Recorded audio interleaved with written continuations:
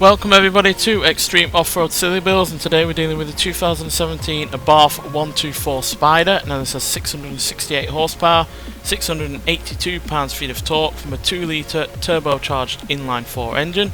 The car itself weighs 2,176 pounds, has off-road tyres, all-wheel drive and off-road suspension, and it can do 0 to 60 in 2.368 seconds. 0 to 105.067 seconds and going to a top speed of 203 miles an hour. So the Talbot Sunbeam Lotus in the previous episode got into the number 40 position, which was really rather respectable for a car from 1979.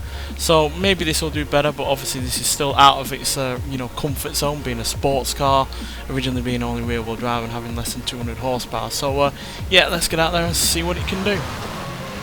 So yeah, like I said, well out of its comfort zone. Got more than 3 times the power than it had originally, which is obviously quite a lot, but regardless of that, it still doesn't weigh all that much now, and yeah, that should hopefully make it really rather agile.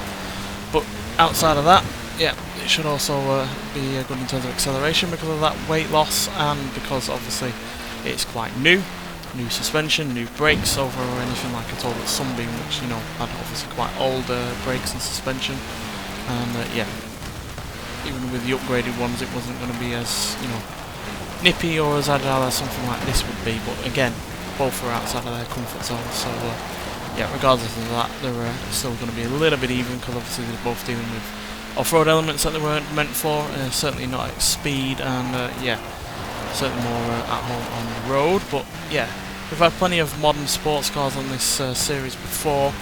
Not quite sure which one is the fastest of the bunch, but yeah, we've had plenty that have only been rear-wheel drive standard and had reasonable amounts of power, but certainly not as much as some cars on this series, certainly in terms of stock power, and yeah.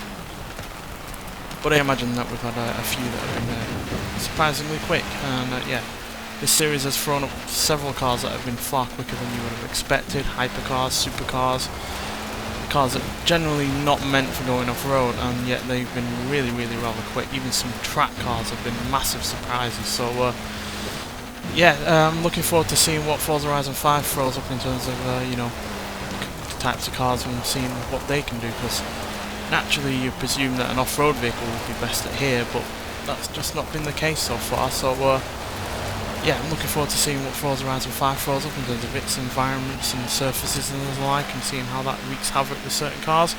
But regardless, we're getting across the finish line at 166 miles an hour and a time of 2 minutes, 0.447 seconds, so nearly 2 seconds quicker than the Talbot Sunbeam from the previous episode, and one of the fastest cars that we've actually had on this series overall, managing to get into 18th position. No, 19th position, sorry, beating out a Hoonigan Ford Bronco, a Toyota Land Cruiser Arctic Trucks, McLaren 600 LT Coupe, Hot Wheels 2 Jets, Chevrolet Camaro Z28 and a Pontiac Firebird. But it is slightly slower than a Shelby 1000, equally Italian Alfa Romeo 155 Q4, Honda Civic RS and a Ford Mustang Shelby GT500.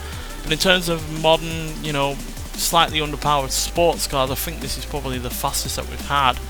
You have to go to something like a I'm trying to look for one now. Something along the lines of a Toyota GT86 to find something comparable to this, but that is more than 2.5 seconds slower than this, while yeah, landing in 53rd position, which is way down the leaderboard over this. So yeah, mightily impressive car, even if in terms of driving and speed and acceleration it's nothing spectacular, but combined it makes for a really solid car, and a car that is really rather quick on this course.